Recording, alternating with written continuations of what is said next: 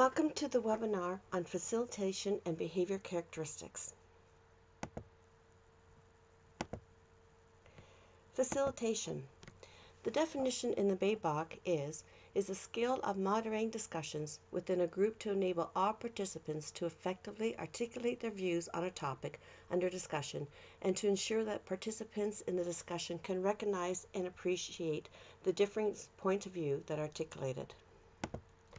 Which means it's the act of bringing out an outcome by providing indirect or unobtrusive assistance, guidance, or supervision. This is usually done when change is required or where there are unclear needs or no clear solution to a problem. So what makes a good facilitator? A good facilitator makes it clear to the participants that the facilitator is a third party in the process and not part of the decision. That each participant is ensured to participate, remains neutral and does not take sides. The good facilitator will establish ground rules and understands meeting management skills and tools to keep discussions focused and organized, and prevents discussions from being sidetracked, as well as understands and considers all parties' interests, motivations, and objectives. The underlying competency that I feel is important for a facilitator is behavior characteristics. Behavior characteristics consist of 5 core competencies: ethics, personal accountability, trustworthiness, organization, and time management and adaptability. The BABOK defines each of these as follows. Ethics. Ethics requires an understanding and focus on fairness, consideration, and moral behavior through business analysis activities and relationships. This also includes the consideration of the impact that a proposed solution can have on all stakeholder groups and the workings to ensure that those groups are treated as fairly as possible.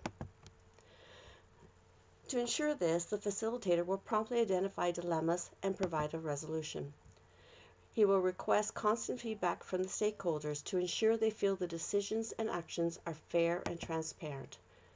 Also, that the decisions include the interests of all stakeholders and the reasoning for decisions are clearly articulated and understood.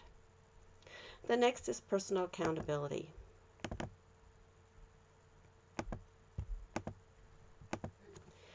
This includes effective planning of business and analyst work to achieve targets and goals and ensuring that the value delivered is aligned with the business needs. And it also ensures that the work is completed as planned or replanned, and this plan is articulated to everyone. The status of the work, both completed and uncompleted, is known and ensures that stakeholders feel that work is organized and risks and issues are identified and appropriately acted on. The next is trustworthiness. This is the perception that one is worthy of one's trust. When a facilitator is trustworthy, stakeholders will involve the BA in decisions and discussions, bring issues and concerns to the BA, are willing to discuss difficult or controversial topics, will not blame the BA when problems occur, and respect the BA's ideas and referrals. Organization and time management. This involves the ability to prioritize tasks, perform them efficiently, and manage time effectively. The ability to produce deliverables in a timely manner, and the stakeholders feel that the BA's focus is on the correct task at the right time, and the schedule of work effort and deadlines are managed and communicated to stakeholders. Stakeholders feel that their time in meetings and in reading communications is well spent.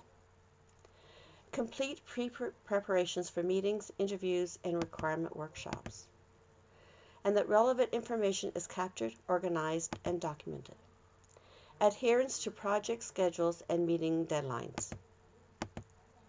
Provides accurate, thorough, and concise information in a logical manner which is understood by stakeholders, and maintains up-to-date information on the status of each work item and all outstanding work. Adaptability is the ability to change techniques, styles, methods, and approach. This means to have the courage to act differently from others adapt to changing conditions and environments, and valuing and considering other points of view and approaches. Demonstrates a positive attitude in the face of ambiguity and change, and can demonstrate the willingness to learn new methods, procedures, or techniques to accomplish goals and objectives. Changing behavior to perform effectively under change or unclear conditions. I found this quote on the Live Bold and Bloom website. In temper he was earnest, yet controlled, frank, yet sufficiently guarded, patient, yet energetic, forgiving, yet just to himself, generous, yet firm. His conscience was the strongest element of his nature. His affections were tender and warm. His whole nature was simple and sincere.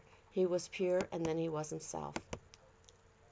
His conscience was the strongest element of his nature. His affections were tender and warm. His whole nature was simple and sincere. He was pure, and then was himself.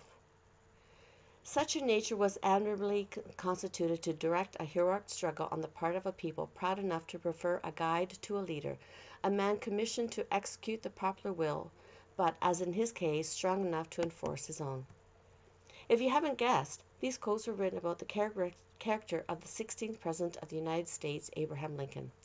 Lincoln was a role model for character, integrity, and honesty, traits that never left him throughout the trials and tribulations of leading a country during one of the world's worst periods in history. Lincoln said, "Character is like a tree, and reputation like a shadow. The shadow is what we think of it. The tree is the real thing." And J.C. Watt said, "Character is doing the right thing when nobody's looking."